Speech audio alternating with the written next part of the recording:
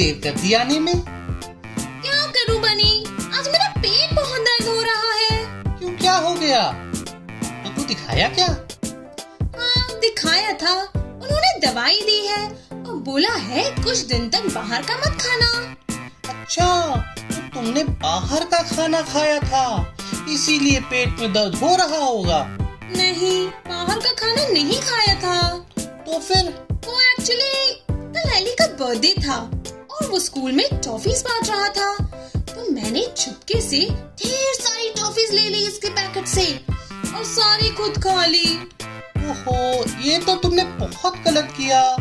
लालच का फल बहुत बुरा होता है, इसीलिए तुम्हारे पेट में दर्द हो रहा होगा।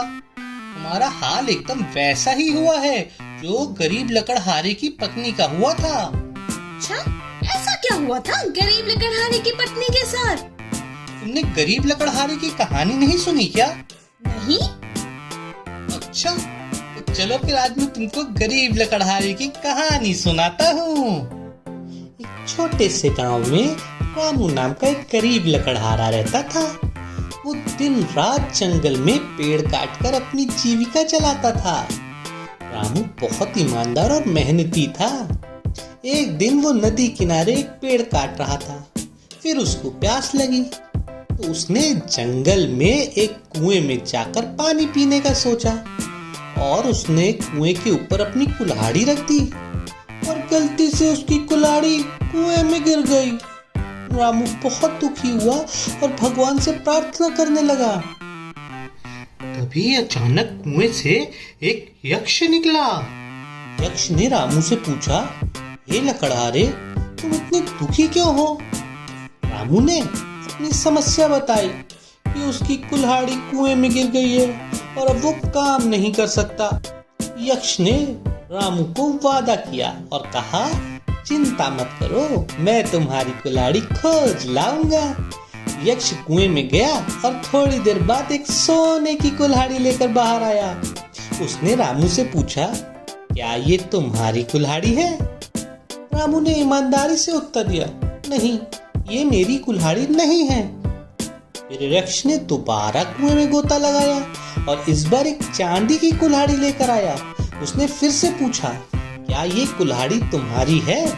रामू ने फिर से उत्तर दिया, नहीं, ये भी मेरी कुल्हाड़ी नहीं है। और आखिर में यक्ष ने तीसरी बार कुएं में गोता लगाया और वो वापस आया और इस बार उसने उसको लोहे की कुल्हाड़ी दी और उसने रामू से पूछा, क्या ये तुम्हारी कुल्हाड़ी है? रामू खुशी खुशी बोला, हाँ, ये मेरी कुल्हाड़ी है। यक्ष रामू की ईमानदारी से बहुत खुश हुआ। उसने रामू को तीनों कुल्हाड़ियां उपहार में दे दी और कहा, तुम्हारी ईमानदारी के कारण मैं तुम्हें ये तीनों कुल्हाड़ियां देता हूँ। इनका अच्छा इस्तेमाल करना और हमेशा सच्चाई की राह पर चलना। रामू ने यक्ष को धन्यवाद किया और खुश होकर घर वापस आ गया।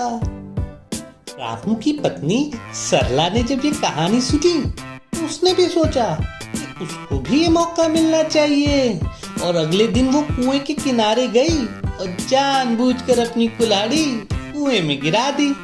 उसने भी भगवान से प्रार्थना करना शुरू की। कुछ समय बाद वही यक्ष प्रकट हुआ और सरला से पूछा, हे स्त्री, तुम इतनी दुखी क्यों हो?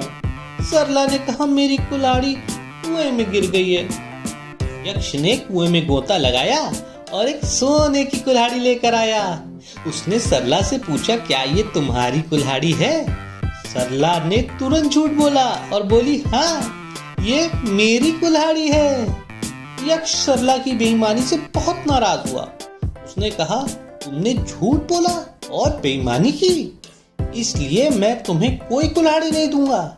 ये कह के यक्ष ने सरला से कुल्हाड़ी वापस ले ली और कुएं में वापस गायब हो गया। दुखी सरला ने घर लौटकर रामू को अपनी कहानी सुनाई और कहा, मैंने सोचा था कि मैं भी सोने और चांदी की कुल्हाड़ियां पा सकती हूँ, लेकिन मैंने गलती कर दी। फिर रामू ने सरला को समझाया, सच्चाई और ईमानदारी से बड़ी दौलत कुछ भी नहीं होती। हमें अपने लालच को काबू में रखना चाहिए और जो हमारे पास है उसी में खुश रहना चाहिए। सरला ने रामू की बात मान ली और उसने अपनी गलती से सबक सीखा। उसने ठान लिया कि वो अब हमेशा ईमानदारी से काम करेगी।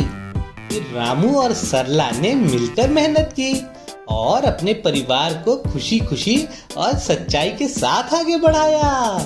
तो बच्चों, इस कहानी से हमें ये सीखने को मिलता है कि हमें हमेशा ईमानदार और सच्चे रहना चाहिए। बेईमानी और झूठ बोलने का नतीजा हमेशा बुरा होता है। ईमानदारी का फल हमेशा मीठा होता है और इससे हमारी जिंदगी में खुशियां आती हैं। तो बच्चों, कैसी लगी हमारी ये कहानी? अगर अच्छी लगी तो हमारे चैनल को सब्सक्राइब कीजिए और इस वीडियो को लाइक कीजिए। अब हम जल्दी मिलते हैं एक और नई कहानी के साथ। और भी न्यू पोएम्स और स्टोरीज देखने और सीखने के लिए हमें सब्सक्राइब कीजिए और पसंद आने पर लाइक, कमेंट और शेयर कीजिए। बाय।